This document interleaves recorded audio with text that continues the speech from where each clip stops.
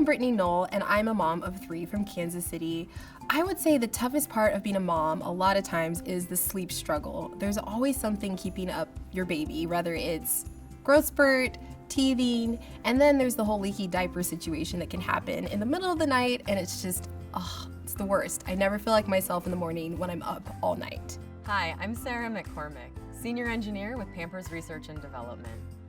As a scientist, I can tell you that sleep is really important for baby, both for their physical and cognitive development. It helps with learning and mood, it helps with relationships, and as a mom of 2 young girls, I can tell you and sympathize with you that those disturbances at night, they're not good for anyone in the family. That's why I'm proud to be a member of the Pampers team, because while so many things can wake up a baby during the night, a wet diaper should not be one of them. Research shows a direct link between urination and sleep disturbance. Did you know a baby can pee up to 12 times a night? That's a lot of opportunity to interrupt their sleep. That's why it's really important to pick a diaper that will keep your baby dry and protected through the night. Mwah.